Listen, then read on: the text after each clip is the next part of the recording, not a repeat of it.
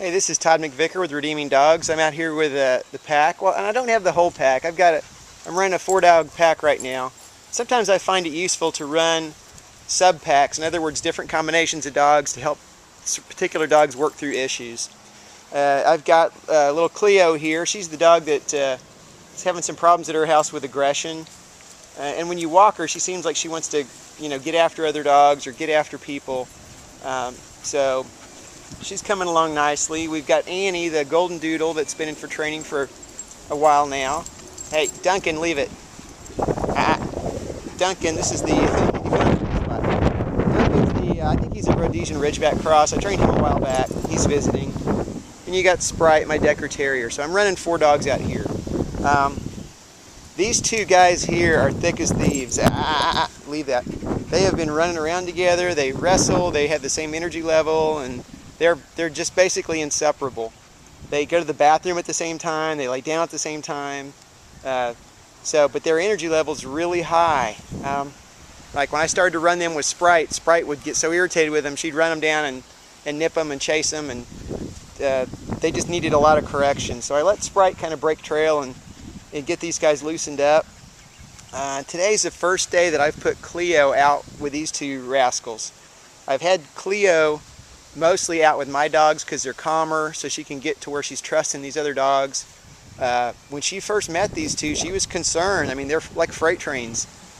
So what I did today when I brought Cleo out, first of all, I pre-exhausted these guys for about 15 or 20 minutes to where they had those tongues hanging out like that.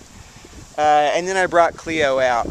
And what I'm doing in this kind of a thing, they did want to sort of chase her, and I didn't allow them to do that. I blocked those behaviors. And Cleo stayed off to the side, so right now she's kind of off a little bit. She was way over there by the grill. She was hiding over there in the bushes and getting used to this. And you know what? That's when we need enough space for the dogs to do that. If they feel like hiding or they want some extra room, they need to be able to get that room. So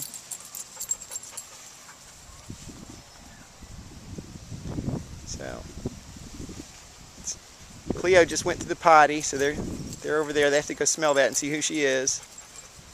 So, and Sprite will probably pee on top of it because she's a dominant kind of a girl. That's what she always does.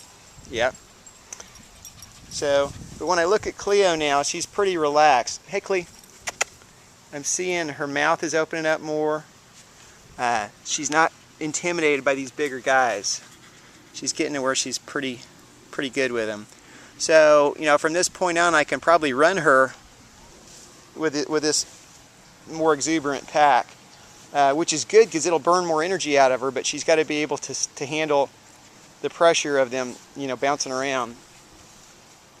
So I think it's going pretty well. I think this group is a good mix for her. And these 2 dogs are definitely a challenge because they can be overwhelming when they run at you. So anyway, that's where we're at right now. We'll probably spend some time out here and give the dogs a little break and then do some training. She's trying to get that dog to play. I'll talk about this for a second. So even though Cleo seems all right with this, I don't like them standing over her like this. So I'm going to go move them off. I'll go move them off. I don't like them doing that. It's too intimidating. They're too big.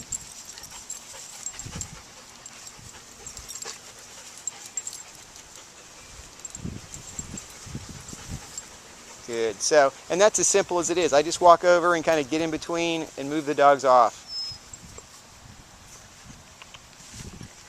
Good dog.